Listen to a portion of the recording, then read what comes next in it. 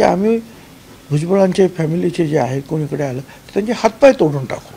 मराठा समाजावर जिथं जिथं अन्याय होईल त्या ठिकाणी मराठा समाज रस्ता बंद करण्यासाठी उभा राहील. आम्ही घाबरत नाही, तशी काही काळजी करू नका. झालं असं म्हणतात, म्हणजे पंकज भुजबळ त्या रस्त्याने दुसरीकडे जात होते असं म्हणतात, पण त्यांनी सांगितलं, म्हणजे काही लोक आले अडवले, कोण लोक होते, काय होते, याचा पोलिसांनी विचार करावा.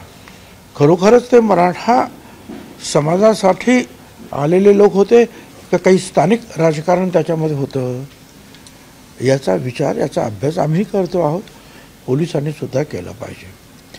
त्याचे काही व्हिडिओ जे आहेत काल मी पाहिला, त्यातले एक अतिशय शूरवीर जे आहेत त्या आंदोलनातले बोलतात की आम्ही भुजबळांचे फॅमिलीचे जे आहे कोणीकडे आलं तर त्यांचे हातपाय तोडून टाकू.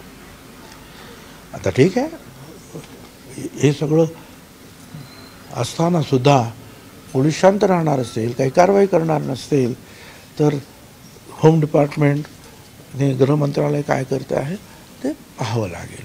परंतु मला इथे एवढंच सांगायचं आहे, भुजबळ फॅमिली शिवसेनेत काम करत होती, कधीही कुणाला घाबरलेली नाही.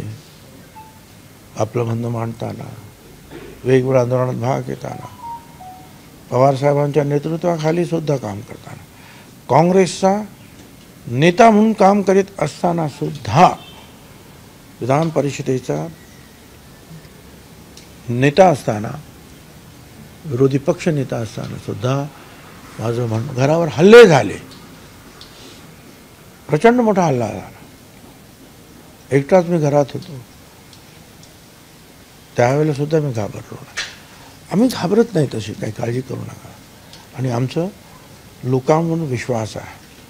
आणि म्हणून जे समजदार मराठा समाजाचे असतील, ओबीसी भटक्या समाजाचे आणि इतर सर्व समाजाचे कार्यकर्ते आणि लोक यांनी ह्या सगळ्याचा गांभीर्यपूर्वक विचार करायला पाहिजे.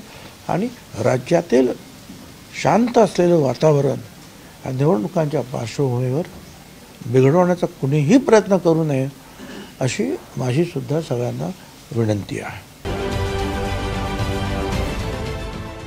देश विदेशातील प्रत्येक घडामोडींचे लाईव्ह अपडेट मिळवण्यासाठी आता साम टीव्हीच्या सर्व सोशल मीडिया प्लॅटफॉर्मला लाईक, फॉलो आणि सबस्क्राईब करा. तसंच सर्व नोटिफिकेशनसाठी बेल आयकॉन प्रेस करायला विसरू नका.